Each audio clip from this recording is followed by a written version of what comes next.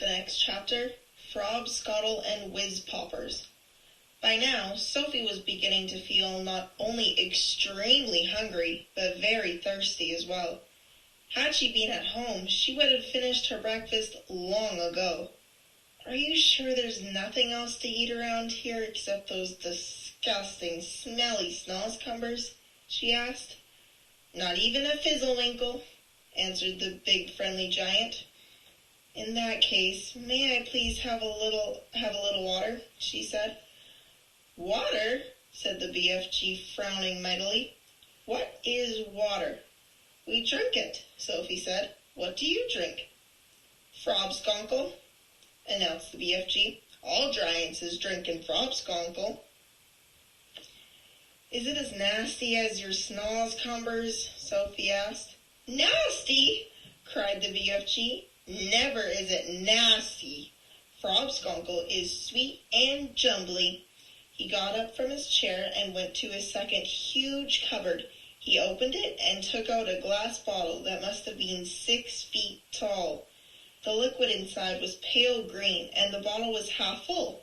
"Here is Frobsconkle," he cried, holding the bottle up proud and high, as though it contained some rare wine.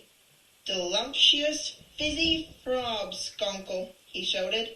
He gave it a shake, and the green stuff began to fizz like mad. "But look, it's fizzing the wrong way," Sophie cried. And indeed it was. The bubbles, instead of traveling upward and bursting at the surface, were shooting downwards and bursting at the bottom. A pale green frothy fizz was forming at the bottom of the bottle.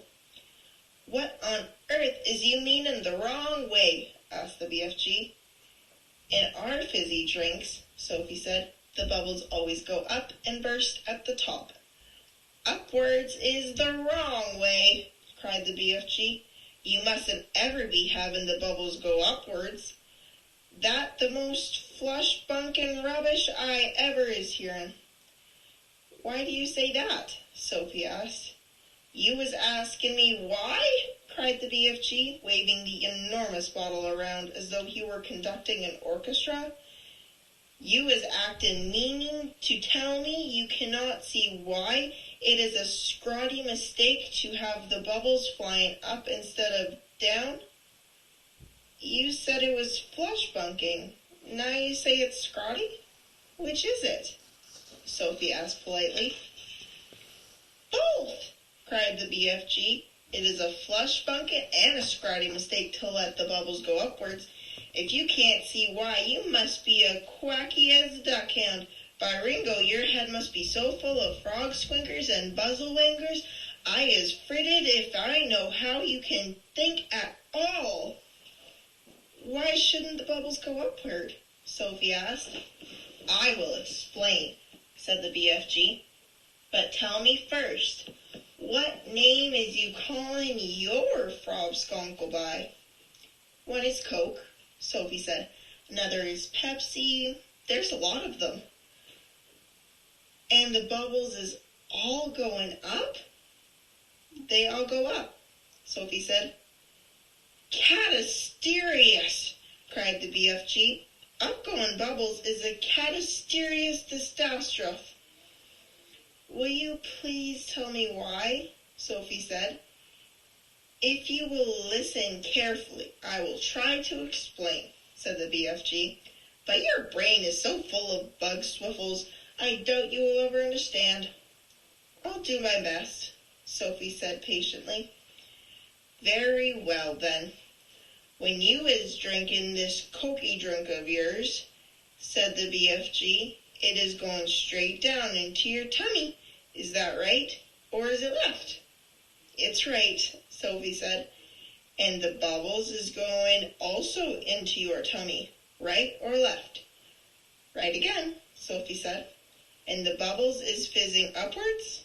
"Of course," Sophie said.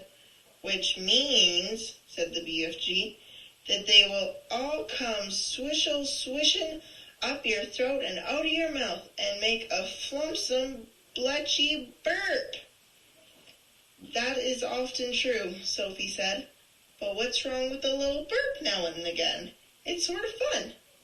Burping is filthsome, the BFG said. Us giants is never doing it. But with your drink, Sophie said. What was it you called it? Frobskunkle, said the BFG. With Frobskunkle, Sophie said, the bubbles is all in your tummy will be going downward, and that have a far nastier result. Why nasty? Asked the BFG, frowning. Because, Sophie said, blushing a little, if they go down instead of up, they be coming out of somewhere else with an even louder and ruder noise. A whiz-popper, cried the BFG, beaming at her. Us giants is making whiz-poppers all the time. Whiz-poppin' is a sign of happiness. It is a music to our ears. You surely is not telling me that a little whiz-poppin' is forbidden among human beings? It is considered extremely rude, Sophie said. But you is whiz-poppin', is you not, now and again? Asked the BFG.